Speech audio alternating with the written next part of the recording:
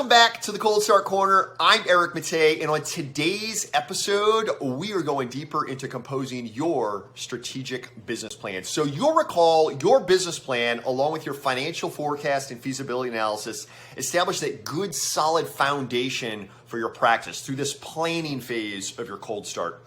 And you'll recall that we realized that the more detailed, the more thorough we can be in establishing these financial forecasts and writing this business plan, the better you are to set yourselves up for success with securing the best financing and terms from your bank, establishing the blueprint for your path forward, and also having established the relevant KPIs and metrics for you to attain your goals upon launch. So, strategic business plan, you will recall, is composed of 7 sections. There's the executive summary and the company description, which we touched on in the previous episodes. If you want to deep dive in that, please go back to the last episode of the Cold Start Corner. Then there's going to be products and services and market analysis, which we're going to deep dive into today. And then lastly, strategy and implementation, organization and management team, and that financial forecast and feasibility analysis. So again, together, all of this stuff comprises your strategic business plan, which serves, again, as that blueprint for your path forward. So let's go ahead and jump right into it as we are exploring these next 2 areas of your business plan. So the first of these, which we are going to label section 3 of your business plan, is going to be products and services. Or as I like to say it, scope of care. And really, I invite you to think of your scope of care across both your professional skill set as well as those products and materials that you'll be prescribing and selling in your practice. So think of products and services here as being, again, a thorough description of the scope of care and products with a focus on patient benefits, features, cross-selling and bundling opportunities, lifetime patient value, pricing strategy, and net revenue. Now, mind you, I know I probably threw some terms out there that you're maybe unfamiliar with. Take the time to go in and search some of these things and kind of think through this. Definitely reach out to us if we're going to answer any questions. So here in this area on products and services, then, again, we're talking about the scope of products and services, looking at patient benefit, features, cross-selling, et cetera, et cetera. Here, there are 3 key elements to want to be sure that you explore here. First is going to be that scope of care. Again, a detailed description of the products and services with an emphasis on benefits to patient. Now, the reason why this is so important also that you'll see actually later in the process when you get into the launch phase of the practice and we get into more building your marketing strategy and stuff like that, patient benefit is number 1 around that. So if you can take some good time exploring that here in this section of your business plan, you're definitely going to set yourself up for some really far out things going on with your marketing plan. Okay, so next to scope of care here, when we're talking products and services, is going to be competitive advantage.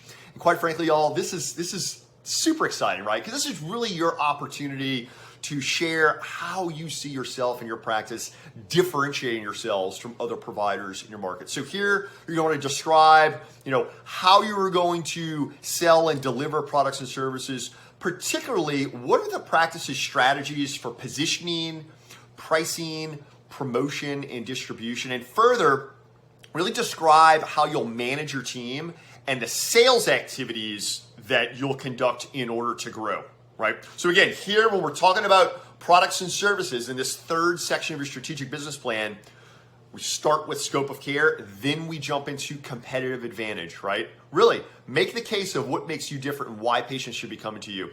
Then the 3rd key piece for products and services is going to be patient life cycle. And this is really fascinating when we consider exactly how vast a scope of care many modern ODs are practicing these days. So when we're talking patient life cycle, we're specifically talking about describing patient acquisition and retention and the scope of care that you're capable of providing in the context of the entire patient life cycle in determining what their lifetime value is. So again, really fascinating exercise here, especially for you modern ODs out there that are really looking to practice full scope at the top of license.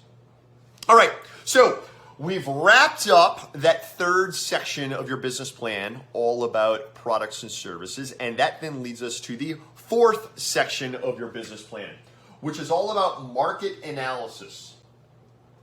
Now, we are going to keep this at a very high level because, believe you me, we could probably have a dozen different Cold Start Corner episodes just centered around different ways to assess the market, different analyses to run, right? But here we're talking about market analysis. We're looking for industry trends. You're looking for your target patient segments and specifically the needs that your patient that you're filling for them, right? And again, with this eye to differentiation. And then also here we're talking market analysis is definitely the latest trends among patients in terms of growth and behavior. So here what we're really looking to do is we're looking to serve up now your scope of care in the context of that demand. So we're talking about market analysis. There are three key areas you're going to want to be sure are captured here in this section of your business plan. First is going to be industry snapshot, right?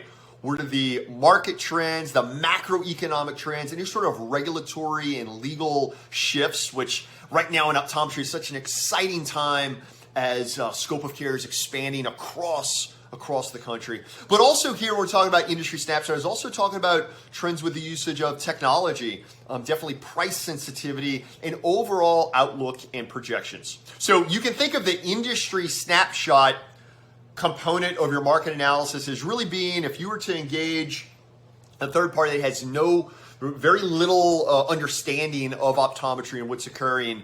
Industry snapshot is what's going to bring them up to speed on, again, those macro level trends, market trends, regulatory, legal, technology, pricing, and what have you.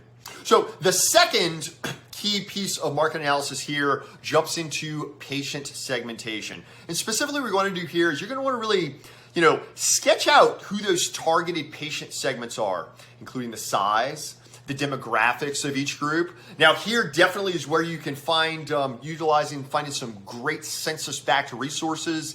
datausa.io is a really great one that comes to mind. There's a lot of really great ones out there. But here, again, patient segmentation, when you're talking market analysis, your patient segmentation is where you can get a really crystal clear understanding of exactly who those patients are, how many they are, and what sort of characteristics and features do we understand around them such that we can best market to that patient base. So the third piece here, when we're talking market analysis, again, with industry snapshot done, with patient segmentation done, then it's about your competitive analysis. Again, a lot of fun stuff here. So a really detailed evaluation of the competition and particularly highlighting strengths, weaknesses, opportunities, and threats. Yes, the classic SWOT analysis. I would invite you to go look it up. SWOT, strengths, weaknesses, opportunities, and threats. You put that in the context of the competitive analysis of the market analysis, and that really is going to position you to understanding how you are going to launch and compete from day one in differentiating yourself from the competition.